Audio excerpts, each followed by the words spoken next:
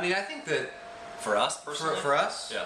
but I mean, I think that, I mean, Yeah, I mean, I'd say one record that we all share, I think, as far as very influential, and I think a record that's very important to us, if I want to just pick one, I mean, there's been a lot of great records over the last 25 years, but Talk Talk's Laughing Stock is a record that we all sort of found and bonded over years ago in the early phases of this band, and it's continued to be one of those albums that, you know, you check in with periodically in your life as you kind of, you're moving through it. And I've found that it was an important record to me when I first discovered it in 1991, and it's continued to be relevant and appropriate in my life since then. It's really grown with me, and in that way it's sort of become a really good soundtrack for a lot of things for me, but I know for the rest of my bandmates as well. I mean, I don't want to overstate it. No, it's one of those records that, you know, there's some records that you listen to when you're kind of discovering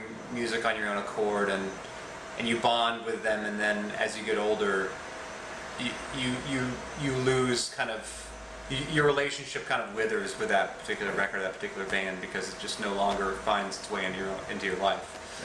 Yeah. But I mean, Talk Talk's Laughing Stock specifically is, you know, one of those records that there's still things to discover in it. You know, almost, I guess 20 years later, you can put that thing on and still discover things about it. You know, sounds within the record that you didn't hear. You know, you'd never heard before. And I think for all of us too. I mean, I think that, you know, I would also throw Robert Smith up to the top of that list as well. Yeah, I mean, I think that you know, The Cure were an incredibly important band for all of us when we were, all of us now, let alone when we were younger. And you know, I think that especially Disintegration was a record that, you know, it recently was reissued on a really nice thick vinyl in the States, and you know, I brought it home, put it on, and just similarly with Laughing Stock, I just hear things in that record, you know, over 20 years later that still they still move me, and I still find it incredibly inspiring. And I think that there are the obvious people. There's, you know, I mean, Kurt Cobain obviously was very influential. Nirvana was very influential. But I think for me personally, and I think for our band, I think we probably have taken more inspiration, continued inspiration at that from Robert Smith than I think we necessarily did from Kurt Cobain. Although certainly Nirvana was a band that we all still love and loved at the time.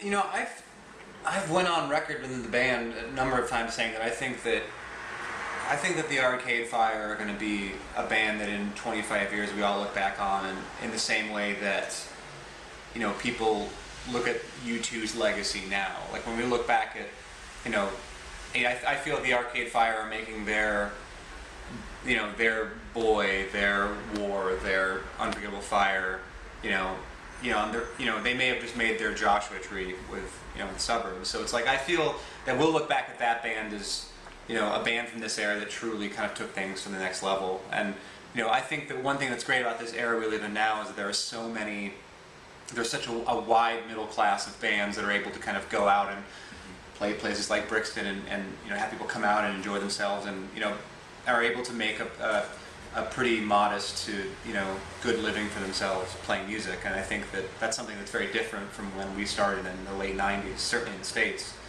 But I do feel that the Arcade Fire is one of those bands that we will look back on as being incredibly important, and, you know, that they will have a body of work that we will look back at the same way we look back at the U2 catalog.